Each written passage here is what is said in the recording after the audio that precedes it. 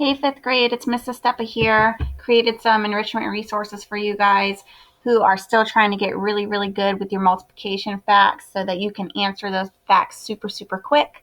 And so I'm doing a few little tutorials on how to use benchmarks. And this one's going to be about how you can use benchmarks of 10. So if you click on these slides, it's going to come up to something that looks like this. Now, I already made a video on using a benchmark of 5, and my internet keeps going in and out, so let's hope that this works. Let's take a look at this one right here, okay? So I know there's a lot of tricks out there for your 9 facts, and you guys might have seen it before, but what I'm trying to tell you, because I'm crazy about math, is that no tricks are necessary for math.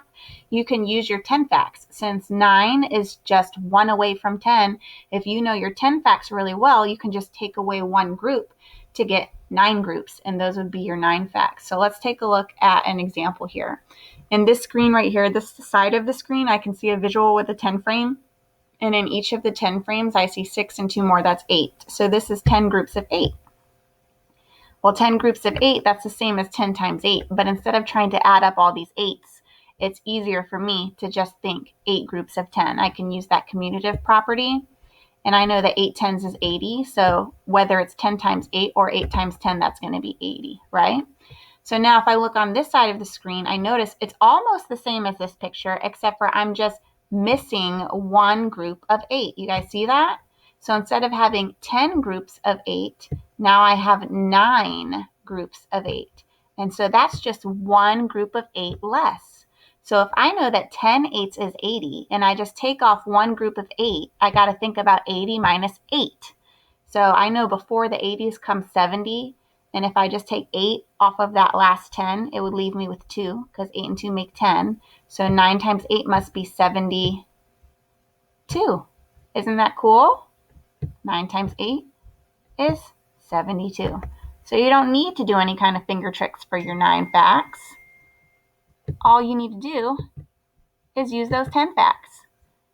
Not only that, you can use your 10 facts for your 11 facts, since 11 is just one more than 10, and you can even use your 10 facts for your 12 facts. Let's try one of those.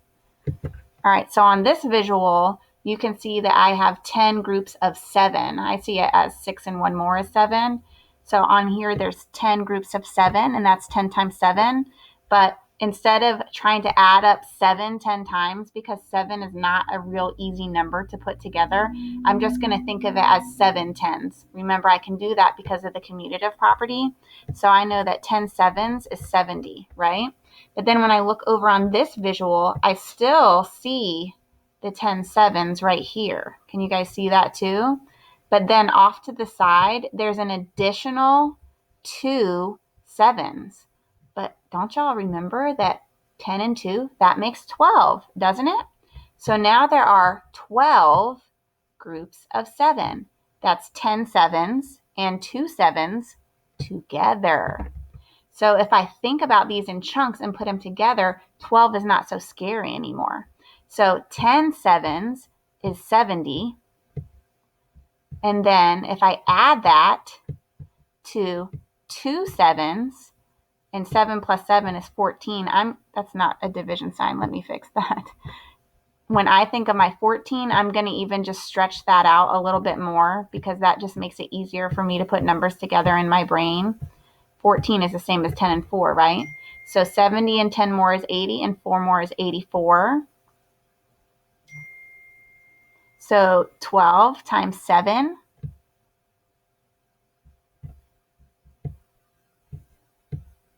is 84. Isn't that so cool? So really, you don't have to kill yourself with all of this memorization.